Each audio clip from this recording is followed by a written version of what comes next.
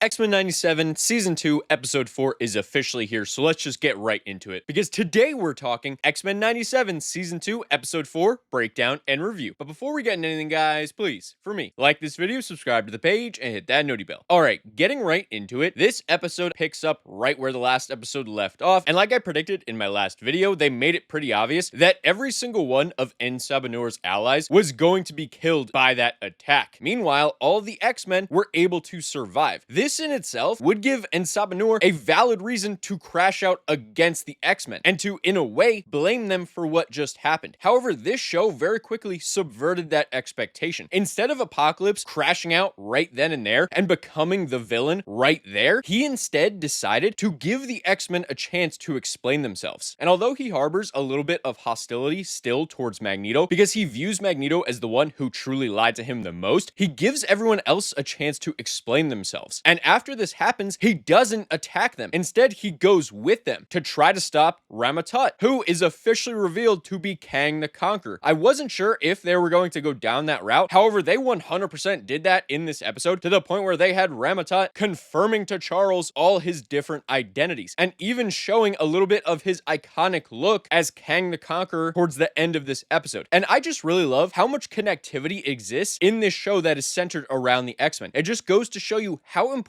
the X-Men are to the greater Marvel universe. And moving on to another scene that I absolutely loved was the debate between the X-Men and talking about whether or not they should stay in the past or if they should all go. Nightcrawler makes it very clear he wants to leave. Beast and Bishop also make it pretty clear that they want to leave. And Bishop points out how wrong everything they are doing truly is. However, Magneto once again proves why he is one of, if not the best character in this entire series, and simply looks at Bishop and states that what they are doing is no different from what Bishop does almost all the time, going in the past to try to fix the future. That's quite literally what Bishop's storyline usually is, and that is all Magneto and the X-Men who want to stay there are trying to do. And I really love how Magneto is the type of character who literally just points out the obvious. He states things that are absolutely true, that the audience is all feeling. However, a lot of times those things go unsaid, and it ends up just being implied or ends up being a cause for tension between the characters. However, Magneto just takes all of that away, and before they're able to vote on whether or not they should stay in the past, Magneto takes away Bishop's device to send them all to the future and just breaks it and says, all right, I just voted, I guess we're staying. And I also like how Rogue is pretty supportive of Magneto in essentially every decision he's made, especially since Gambit died. I feel like Magneto is one of her last true connections, and he, unlike the X-Men, understand the emotions she's going through a lot better than anyone else. But speaking of emotions, this is where we get to see that Apocalypse, aka Sabanor, isn't just a maniacal madman. Instead, they're giving him layers as a character, and that is even further explored in this episode. They show us his mother abandoning him. They show us him being a slave throughout his life and him suffering throughout the cold. He says that he doesn't sleep, and we see him throughout the nights over the years just being cold and alone, while even the other slaves are at least sleeping and under blankets. He is sitting there freezing, and over time we see that he gained the respect and admiration of all the other slaves. We see how he became who he is in this time period, and then he has that heart-to-heart with Rogue about losing someone, about not being able to love someone. And she has that line that is absolutely amazing where she says to him, I hope someday you find love, because he states that anyone he's ever loved, he's lost. They've abandoned him or left or died in some way. And her just saying the simple words of I hope you find love someday is not only so impactful for him, but like she mentions a little bit later in that same scene, it's really impactful for all of the X-Men, for all of mutant kind. And that's why she says, for all our sakes, right before she goes to bed, because she knows if Sabanor could find someone to truly love or someone to truly love him, it could change him from the monster that they knew in the future. But speaking of the monster they knew in the future, this is where they eventually do find the temple, and at that temple, everything is revealed, not only to the X-Men, but also to Sabanor. That is actually the temple that Apocalypse always used as a weapon. And the X-Men discover this because they've literally been there before in a previous battle with Apocalypse. And upon realizing this, Charles tries to get Magneto back to where they are. However, he can't do this in time. And Sabanor learns the truth. He learns who he's meant to be. And he, in this moment, has a very valid crash out. And in my opinion, them waiting to have this crash out at this moment rather than doing it at the beginning of the episode led to us getting so many more layers for this character. And I really like how they decided to be patient patient with it rather than just jumping the gun and making this entire episode about Apocalypse crashing out. Instead, it was still taking him down that journey of darkness, culminating in him finding out the truth, and now not only seeing Magneto as a liar, but also seeing Charles and the rest of the X-Men as liars as well, because Charles still had Insabinor's trust. However, he literally said to Charles, "Don't lie to me anymore," and yet here he is presented with everything that is supposed to happen, and he even states that you weren't trying to shape a better future for everyone else, you were trying to take my future away from me. And in a way, he is kind of right. They were trying to totally change the trajectory of his future, and although it would have ultimately been for a better society, for a better future, and a more peaceful future, in a lot of ways, Apocalypse isn't going to see it that way, especially not in this moment, especially not after losing everyone he's loved, especially after once again being lied to by everyone around him. And so now all that is existing in this moment is blind rage from Apocalypse. So it's at this point we do get a very brief fight between the X-Men and Apocalypse. And when I say very brief, it lasted less than 2 minutes because they get the brakes beat off of them in this fight. They stood absolutely no chance against Apocalypse in this moment. And this is realized by all of them relatively quickly, to the point where Bishop says, "It's time to get out of here. We are going home." And at this time, the X-Men don't want to leave. They said they're the ones who created this mess. They should be the ones to actually put a stop to it. And Beast in this moment then points out something that I love when the X-Men does time travel. And that's when he says, maybe we were always meant to bring Insabinor here. Maybe we were always the ones to put him on this path. And then Charles, before any of them can leave, argues to stay once again and says, well, maybe we're the ones who are to stop him here. Maybe we're the ones who were meant to be here and stop him in this moment, or at least stop what he's doing, trying to destroy this city. And Bishop at this point wants no part of any of what anyone is saying, starts to activate the time devices, and as people start to get pissed at Bishop, and he says he doesn't mind being the villain, Magneto once again steps in and proves why he is the best character, and he states that he is the one who is the true villain, and he forcibly puts all of the time devices on every single X-Man, and he makes them all go to the future. And all you hear is Rogue say Eric. She's clearly pissed at him for probably making a hero sacrifice, something she does not want to happen once again, especially after what happened at Genosha. And everyone is sent to the future aside from Magneto, and Charles almost got sent to the future. However, Apocalypse put a stop to it, and it's at this point we get a battle between Magneto and Apocalypse. And in my opinion, the battles with Magneto are probably my favorite in this entire show. How they execute Magneto's powers and they just show him being absurdly powerful is one of my favorite aspects of his fight sequences. And Charles continues to try to communicate with Apocalypse while Magneto progresses throughout this fight, and it becomes very clear that Magneto is not going to be a match for Apocalypse. Charles discovers that he does not have the ability to stop the weapon that Apocalypse had activated, a black hole that's going to destroy the city. So in this moment, Magneto decides to throw Apocalypse out of the ship, and he tells Charles he is going to stop the black hole. And although Charles obviously doesn't want this to happen because he doesn't want his friend to die, Magneto doesn't care about that at all, and he just goes right in and manages to stop the black hole, destroys the weapon, and once again shows why he is an Omega level mutant. His power in this specific series is absurd and on absolutely crazy levels. And by the end of it, Magneto is successful. He was able to stop the black hole, save the city, and destroy Apocalypse's ship. And after this happens, we get a really nice interaction between Charles and Magneto. However, before too long, unfortunately, Apocalypse does arrive. And in this moment, he picks up Magneto and he tells Charles to tell your friend lies, to tell him everything will be okay. And it's at this point we get an incredibly heartfelt goodbye between two best friends, between two people who were enemies, but were always truly friends and truly respected each other. And as we see Charles crying, all we hear him say to Magneto is that he's sorry. And before we know it, Apocalypse unleashes a blast and absolutely obliterates Magneto. And after Apocalypse kills Magneto, Charles does something that he rarely does in this series, and that's showing a bunch of rage towards someone. He actually tells Apocalypse that he doesn't blame Insabinor's mother for abandoning him, and that he kind of wishes that the person who found Apocalypse never found him in the first place, and that he deserved to just be alone. And maybe his mother abandoned him because she saw into his future, she saw in his mind, and she saw what a vile monster he truly was. And this was just such a visceral reaction from Professor X that we've never really seen before, and it makes sense, especially in this moment. He had just seen his best friend be killed by Apocalypse, essentially for no reason at all, especially in Charles's mind. All they were really trying to do was help Apocalypse to create a better future, a safer society for mutants. And as a result, Charles loses his best friend in the world, someone who truly believed in his cause. And one of the lines that I really loved from Magneto to Charles was when Magneto actually compared himself to the devil, and he said, maybe there was a reason that I had to take on that role of the devil. That way I could push people towards the saint and towards worshiping the saint, that being Charles. And this just highlights the beauty in their dynamic and their relationship, and it's one of the best aspects of this entire series. And it just underlines how much Magneto truly respects Charles and how much he has respected Charles throughout his entire life. And I have to admit, as a huge Magneto fan, I am extremely bummed that he died in this moment. I was incredibly sad as I was watching these final moments of Magneto, and when Charles grabs Magneto's helmet and is just laying there crying, it was incredibly heartfelt as Bishop arrives and he says that he's sorry, and they do eventually go back to their own time, knowing full well that they just sent Apocalypse on this path of destruction, and the first casualty of this was literally Magneto. And I can't imagine how Rogue is going to react to this. I feel like she's going to have an insane vendetta against Apocalypse, not only because of what happened to Gambit, but now because of what happened to Magneto and the fact that we know Gambit is coming back as a Horseman. This is going to give us the most enraged Rogue that we've ever seen. And although Magneto's death was incredibly impactful and heartfelt, I think there is a way that he does actually return and does survive in a way. They do this a lot of times, specifically with Apocalypse, and they could end up bringing Magneto back as a Horseman similar to Gambit. Now, he wouldn't be the Horseman of Death. That is Gambit's role to be fulfilled. So could they potentially bring him back as a different Horseman? Yes, possibly. This is something they actually did in X-Men Evolution as well. Everyone, including the audience, thought that Magneto had been killed, only to be revealed later as a Horseman of Apocalypse. So I could definitely see them going down that route later in this season, especially because Magneto is just too popular of a character to leave completely dead, especially because we know that the creators of the show want this show to go on for multiple seasons. They're already developing season 3 and 4. And can you really have this series for 3, 4, or 5 seasons without Magneto? In my opinion, you probably could. However, it would definitely be a lot lower in quality just because of the incredibly interesting aspects that Magneto brings to the story. And he elevates almost every story that he's involved with. So that's my big prediction, that Magneto is going to come back either as a Horseman or through some crazy timey-wimey type stuff. However, speaking of characters coming back, this episode also gave us a post-credit scene, and we saw Captain America make his return into the X-Men 97 universe. He visits Logan and he gives him a file on Weapon X. Now, this is probably going to be a way for Logan to eventually get his adamantium skeleton back. I know a lot of times he gets that through the medium of becoming a Horseman. However, I don't think they're going to do that in this series. I do think it will be through whatever mission he's going on with this Weapon X program, and he states that he's getting the old team back together. Now, is this going to include some other members from the Weapon X program? Someone maybe like Deadpool could be a potential candidate for this team, and if the next episode does have us following a Weapon X team, that would be really cool, especially if it's Deadpool. I feel like seeing the dynamic between Deadpool and Wolverine in this universe would be really cool. But aside from that, that is essentially all I have from this episode. I don't have any negatives from this episode. This was by far and away my favorite episode of the entire season, but I'm interested to hear from all of you. What did you think of the episode overall? Do you think Magneto is actually going to stay dead, or do you think he'll return as one of the 4 horsemen of Apocalypse? Let me know in the comments below. And while you guys are down there, please, for me, like this video, subscribe to the page, and hit that noti bell. And I'll see all of you in the next video. Goodbye.